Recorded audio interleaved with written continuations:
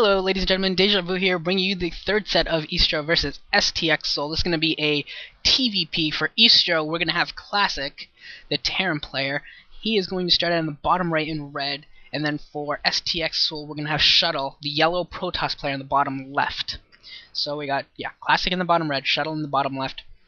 Classic is kind of a newer player, been playing pretty well recently. A lot of these guys that we say have been playing well or have gone on nice runs as they started, if you look at some of their match lists, they're not exactly the most impressive. It's not like they're beating Lita and Stork on these runs. They're beating each other, or they're beating Jaehoon or something like that. You know, they're not the most impressive, but still, winning streaks at all at the pro level is definitely something to be happy about. Just don't take it a little too far, as sometimes players do with guys like Classic and even Flying, or I think MVP went on a little bit of a run that people were talking about a little too much, things like that.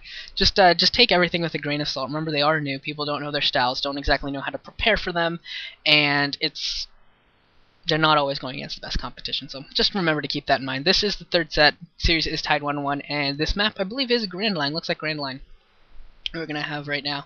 And this should be interesting. I really don't know too much of what to expect from Classic. I know he's a pretty solid player. I know he's beaten some big-time Protosses in the past. But we'll see if he's able to do against Shuttle. Shuttle is a pretty darn good Protoss for STX. He's really gotten a lot better. I'd put him in the new class of Protosses, the second wave of Protosses, I would say.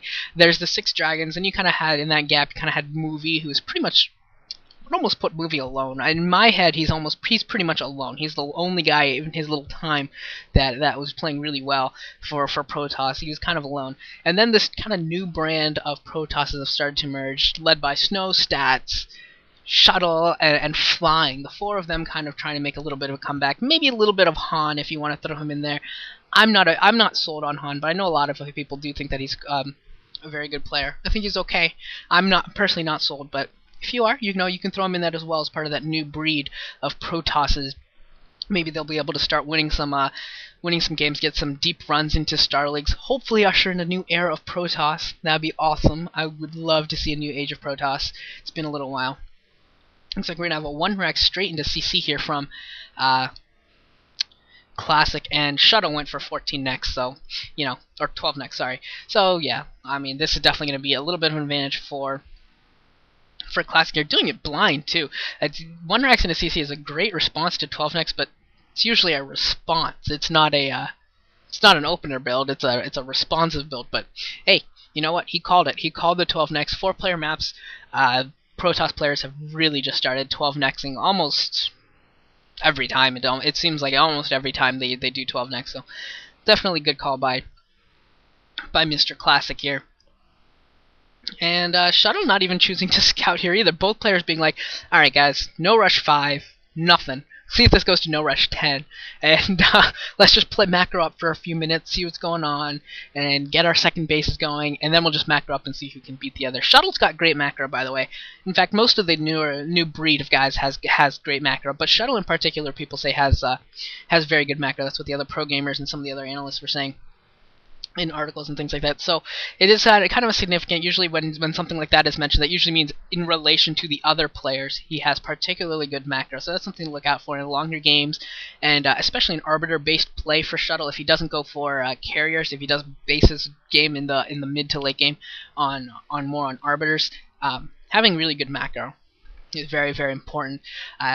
Best is a guy that does that. Best has fantastic arbiters, and he complements it very, very well with incredible macro, and that was his forte in PvT. It's arbiters with awesome macro to build up the forces and support the arbiter stasis and recalls, and that's how he won so many games, and that's how he really made a name for himself in PvT. And we'll see if Shuttle's able to do maybe the same sort of thing as we progress here into the next season or two, and he really starts to establish himself.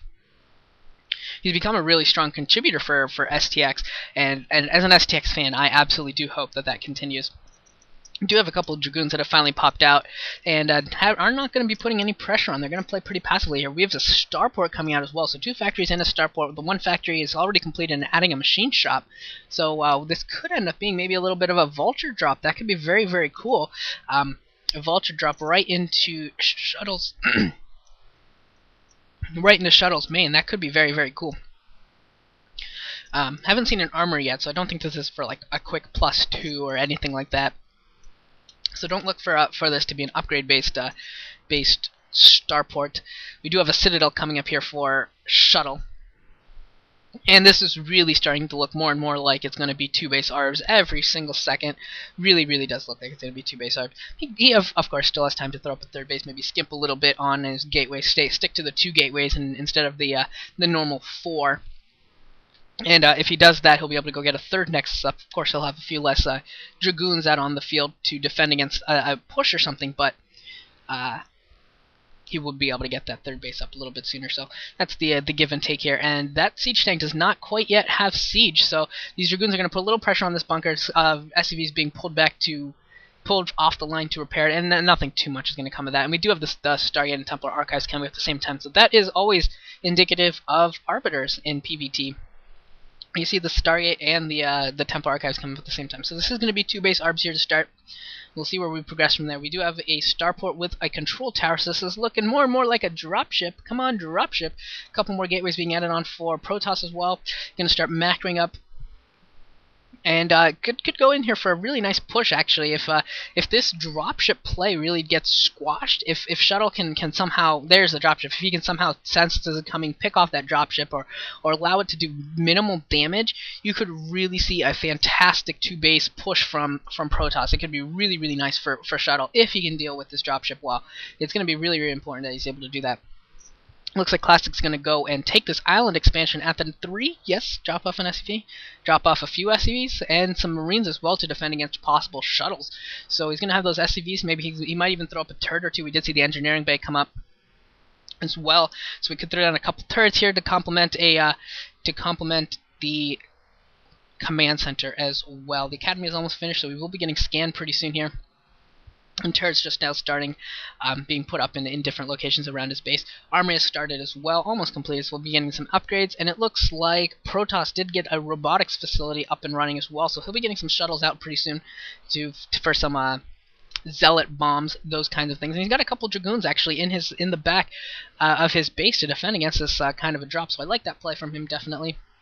DT not going to be able to do much, if anything, as the turret was up in time, and Vultures are finally out wandering around. And it looks like, oh, whoa, he's going to try and take both bases? He's going to take the 9... No, I don't think he's going to take the 9 o'clock. I think he might actually just throw up a turret or 2 and just make Shuttle pay if he does go for that base, and if he can pick off that shuttle.